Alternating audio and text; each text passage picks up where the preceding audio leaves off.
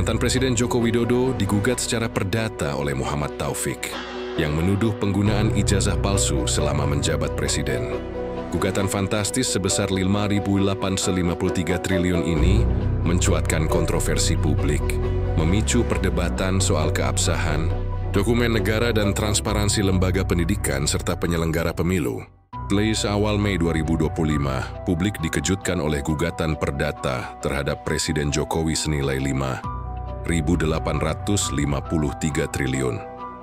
Gugatan ini diajukan oleh Muhammad Taufik, seorang warga yang tergabung dalam tim pembela kedaulatan rakyat, yang menuduh bahwa ijazah yang digunakan Presiden untuk mencalonkan diri adalah palsu. Menurutnya, ijazah tersebut tidak dapat diverifikasi keabsahannya, baik dari Universitas Gadjah Mada, UGM, maupun dari pihak Komisi Pemilihan Umum, KPU. Nilai gugatan dihitung berdasarkan total kerugian negara selama 10 tahun kepemimpinan Jokowi. Taufik menyebut ini sebagai bentuk tanggung jawab hukum terhadap dugaan pemalsuan dokumen publik. Muhammad Taufik tidak hanya menyasar Presiden, tetapi juga melibatkan UGM dan KPU Solo. Dalam gugatan, menurutnya, KPU Solo sebagai penyelenggara pemilu 2005 sampai 2014 telah lalai memverifikasi dokumen asli, sementara UGM dianggap tidak memberikan penjelasan transparan atas status akademik Jokowi. Pihak UGM menolak menanggapi lebih jauh dengan alasan perlindungan data pribadi. KPU pun menyatakan verifikasi telah sesuai prosedur. Namun, penggugat bersikukuh bahwa tidak pernah ada bukti konkret yang menunjukkan keaslian ijazah tersebut. Pertanyaan terbesar, apakah negara telah lalai menjaga keabsahan data calon pemimpin?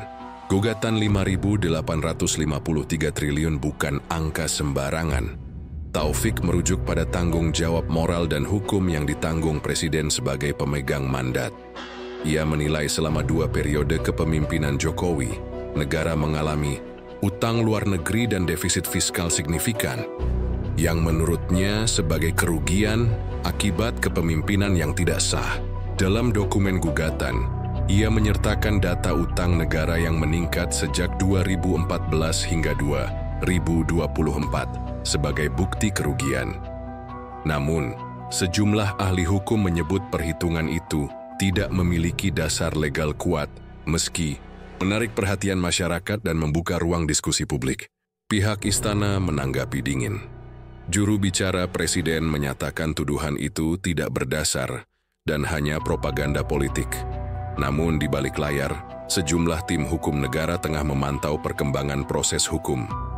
Investigasi media menemukan bahwa dokumen ijazah Presiden yang beredar di internet memang berbeda-beda, namun belum dapat dipastikan mana yang asli. Sejumlah pakar forensik dokumen menyebut perlu pemeriksaan laboratorium dokumen untuk menentukan keaslian. Publik pun terbelah, sebagian menilai ini fitnah politik, sebagian mendesak transparansi penuh. Gugatan ini menimbulkan kegelisahan di tengah tahun politik. Masyarakat mempertanyakan apakah sistem demokrasi dan hukum di Indonesia cukup kuat untuk menangani tuduhan terhadap kepala negara. Di sisi lain, banyak pihak juga mengecam penggugat sebagai pembuat sensasi yang melemahkan kredibilitas institusi negara. Hingga kini, belum ada putusan resmi dari pengadilan, namun kasus ini menjadi preseden penting, bahwa bahkan pejabat tertinggi pun tidak kebal terhadap gugatan warga.